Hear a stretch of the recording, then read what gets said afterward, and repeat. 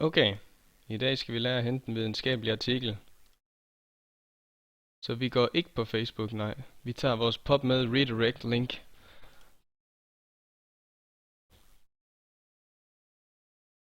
Som vist nok logger os ind på PubMed, men jeg er ikke helt sikker endnu. Mit brugernavn står deroppe, men vi tester lige om det virker. Så vi skriver en tilfældig author.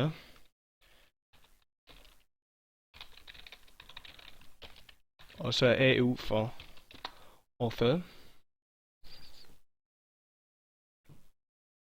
Så ser vi alle hans artikler, alle de artikler, hvor han indgår. Så kan man se, her ved nogen, der står der Free PMC Article. Så de er nemme nok at få fat i. Der kan man tage sådan en som den der.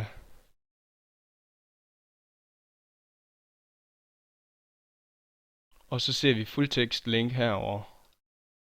Der kan vi højre klikke på en. Og så kommer vi ind på den hjemmeside, hvor den artikel er udgivet. Eller det tidsskrift, den er udgivet. Så siger vi download PDF. Og her kan vi så få lov til at downloade det hele. Men ved artikler, hvor der ikke står Free PMC Articles, som for eksempel den der, der skal vi være logget ind via videnscenteret. Videnscenteret. Der er også fuld tekst links herover. Men vi kan lige prøve.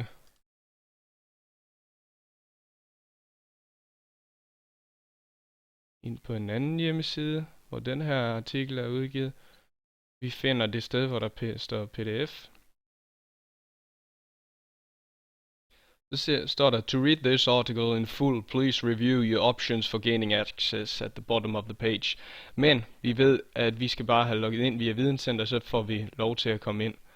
Så nu prøver vi lige igen at tage det her SDU-link, så kan vi få lov til at gå ind ad den vej. Nu spørger den højst sandsynligt, om vi har lyst til at logge ind. Og det har vi da. Brugernavn. Fint nok. Ikke alt det der student.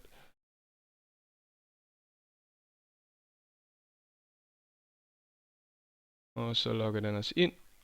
Og nu har vi fået en hjemmeside, hvor vi kan downloade den her artikel. Så prøver vi at sige download PDF. Og se om vi kan få det hele. Og sandelig nok, hvis vi læser overskriften her, så er det nøjagtigt det samme som den der. Vi kan få stadig ikke lov til at hente den her. Nej. Men lige så snart vi er logget ind her, så kan vi hente den. Vi kunne også have gjort det, at vi kopierede det der. Og så nu hvor vi ved, at vi er logget ind, smid ind i PubMed. Nu er det lidt dobbeltkonfig, når jeg havde den fremme, men og så brug linket her.